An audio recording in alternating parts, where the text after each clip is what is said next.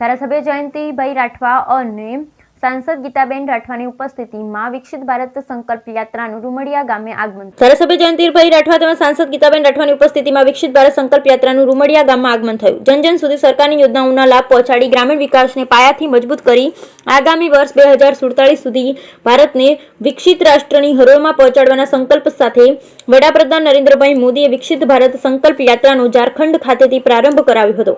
વિકસિત ભારત સંકલ્પ યાત્રા છોટાઉદેપુરના ગામે ગામ ભ્રમણ કરી વંચિત લાભાર્થીઓના ઘર આંગણે કેન્દ્ર રાજ્ય સરકારની ફ્લેગશિપ યોજનાઓ પહોંચાડી રહી છે. આ સંકલ્પ યાત્રાનું રૂમડિયા ગામે આગમન થતા ગામની દીકરીઓએ કુમકુમ તિલક કરી સંકલ્પ રથનું ઉત્સાહભેર સ્વાગત કર્યું હતું. આ વેળાએ ધારાસભ્ય જયંતિભાઈ રાઠવાએ જણાવ્યું હતું કે સરકાર અને કેન્દ્ર અને રાજ્ય સરકારે કેન્દ્ર સરકારની વિવિધ યોજનાઓનો લાભ છેવાડાના માનવીના ઘર આંગણે પહોંચાડવા માટે આ સંકલ્પ યાત્રાનો પ્રારંભ કરાવ્યો. મહિલાઓ, યુવાનો, ખેડૂતો સહિત ગરીબ મધ્યમ વર્ગના સર્વાંગી વિકાસને કેન્દ્ર સ્થાન રાખી માન્ય વડાપ્રધાન વિકસિત રાષ્ટ્રના નિર્માણ માટે સંકલ્પબદ્ધ થયા છે.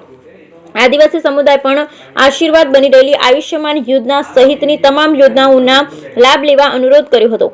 મેરી કહાની મેરી જુબાની થીમ અંતર્ગત પોષણલક્ષી યોજનાઓનો લાભ લેનારા કિશોરીઓએ આંગણવાડી તરફથી ઉપલબ્ધ પૌષ્ટિક અને સ્વાદિષ્ટ ટીએચઆના પેકેટથી શારીરિક અને માનસિક વૃદ્ધિમાં આવેલા સકારાત્મક પરિવર્તન અંગે ગ્રામજનો જાગૃત કર્યા. કાર્યક્રમ વેળાએ ગ્રામજનોની સરકારની વિવિધ યોજનાકીય માહિતીની ફિલ્મ નિહાળી વિકસિત ભારતના નિર્માણ અંગે સામૂહિક શપથ લીધા હતા.